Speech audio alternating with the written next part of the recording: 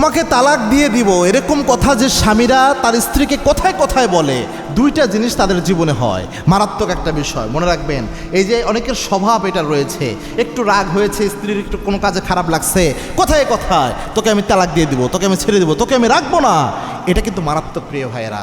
এক নাম্বার যে জিনিসটা হয়, দুষ্টু জিনের রোষানলে পড়ে যায় ওই পরিবারটা, ওই ঘরটা দুষ্টু জিনের টার্গেটে পরিণত হয়। ওই ঘর থেকে মারাত্মক রকম কোনো বিশৃঙ্খলা সৃষ্টি হওয়ার সম্ভাবনা থাকে।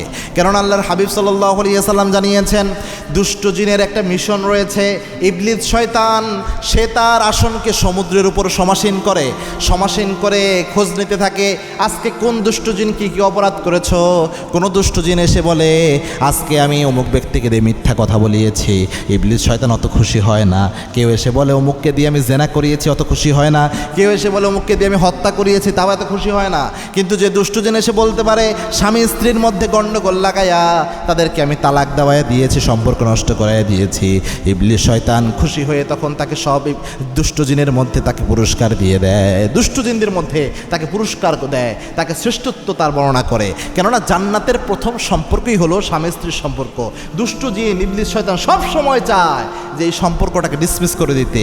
এবং কোনো পরিবারে যদি দেখে শুধু স্বামী কথায় কথায় এটা বলে, তোকে তালাক দিয়ে দিব, তোকে ছেড়ে দেব, তখন দুষ্টু জিন চিন্তা করে এখানে একটা সম্ভাবনা আছে। তখন দুষ্টু জিন যেহেতু পুরস্কার পাবে ইবলিসের কাছে, এই ঘরটাকে টার্গেট করে চেষ্টা করে এই ঘরে সব সময় থাকার জন্য। তো এক নাম্বার ক্ষতি আপনি টার্গেটে পড়লেন। আর দুই নাম্বার হচ্ছে, আপনার ঘরে আপনি বরকত পাবেন না। এর কারণ কি জানেন? কারণ হচ্ছে দুষ্টু জিন যখন আপনার ঘরকে টার্গেট করে আপনার ঘরে থাকবে, যেই ঘরে দুষ্টু জিনের উপদ্রব বেশি, ওই ঘরে সাধারণত কখনো ওই ঘরের মানুষটা বরকত পায় না।